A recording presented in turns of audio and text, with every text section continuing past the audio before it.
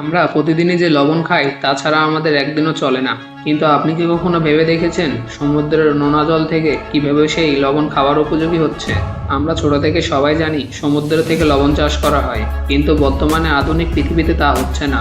তারা ব্যবহার করছে প্রযুক্তি, যা তাদের কাজকে আরও সহজ করে দিয়েছে। আজকের ভিডিওতে আমরা জানব লবণ চাষ কিভাবে করা হয়, প্রাচীনকাল থেকে শুরু করে আজকের আধুনিক যুগে লবণ তৈরির পদ্ধতি কতটা বদলে গেছে, আমাদের বাংলাদেশে কিভাবে সমুদ্রের জল থেকে লবণ তৈরি করা হয়, আর এই লবণ বিক্রি করে বাংলাদেশ প্রতি বছর কত টাকা আয় করে। সব অদ্ভুত প্রশ্নের উত্তর আজকের ভিডিওতে আমরা জানব, তাই ভিডিওটি না টেনে শেষ পর্যন্ত দেখুন। আজ থেকে প্রায় শত শত বছর আগে, যখন কোনো আধুনিক যন্ত্রপাতি বা রিফাইনারি ছিল না, তখন মানুষ কিভাবে লবণ পেত? তখনকার দিনে সমুদ্রকূলে ছোট ছোট গর্ত তৈরি করে রাখা হতো। জোয়ারের সময় যখন সমুদ্রের জল এসে সেই গর্তে জমা হতো, তখন মানুষ তা আটকে রাখত। এরপর কড়া রোদের তাপে জল শুকিয়ে যেত, আর গর্তের নিচে পড়ে থাকতো ময়লা ও লবণের স্তর।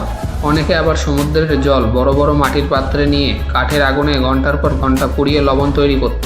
কিন্তু এই পদ্ধতিতে প্রচুর কাঠ ও সময় খরচ হতো, আর লবণও তৈরি হতো খুব সামান্য। কিন্তু বর্তমানে আধুনিক পৃথিবী অনেক বদলে গেছে।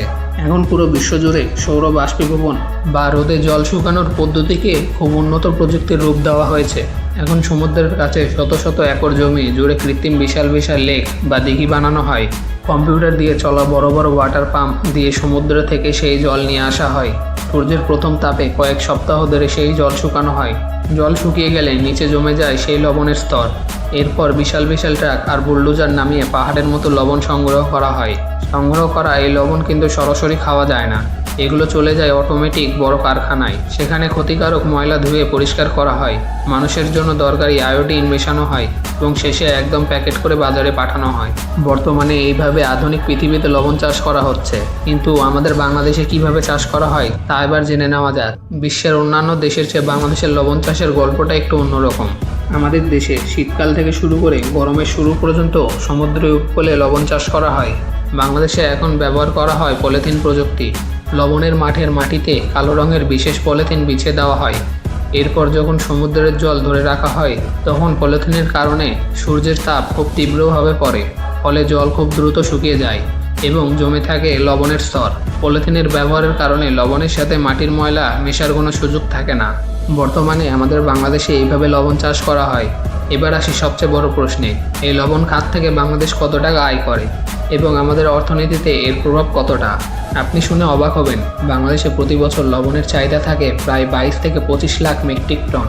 আর আমাদের দেশের মেহনতি লবণ চাষিরা দিনরাত এক করে আমাদের দেশে এই লবণ উৎপাদন করে থাকেন। অর্থাৎ লবণ কেনার জন্য আমাদের বাংলাদেশকে অন্য কোনো দেশের মুখোমুখি হতে হয় না। এই পুরো লবণ ইন্ডাস্ট্রি থেকে বাংলাদেশ প্রতি বছর প্রায় 3000 থেকে 4000 কোটি টাকার ব্যবসা হয়। শুধু তাই নয়, প্রায় 5 থেকে 6 লাখ মানুষ সরাসরি এই লবণ চাষ, পরিবহন ও প্রসেসিংয়ের কাজ করে সংসার চালায়। সমুদ্রের জল দিয়ে তৈরি করা এই সাধারণ লবণ আমাদের দেশের হাজার হাজার কোটি টাকা বিদেশে যাওয়ার থেকে বাঁচিয়ে দিচ্ছে। যে লবণ আমরা না ভেবেই তরকারিতে ঢেলে দিই, তার পিছনে লুকিয়ে আছে কত বিজ্ঞান, কত চাষির ঘাম আর হাজার কোটি টাকার গল্প। লবণ চাষের অজানা গল্পটি আপনার কেমন লাগলো? আপনি কি আগে কখনো লবণের মাঠ দেখেছেন? কমেন্ট করে অবশ্যই জানাবেন। ভিডিওটি পছন্দ হলে লাইক দিন এবং এইরকম তথ্যমূলক ভিডিও জানার জন্য আমাদের চ্যানেলটি সাবস্ক্রাইব করুন। দেখা হচ্ছে পরবর্তী ভিডিওতে, ততক্ষণের জন্য ভালো থাকবেন। গুড বাই, জয় শ্রীরাম।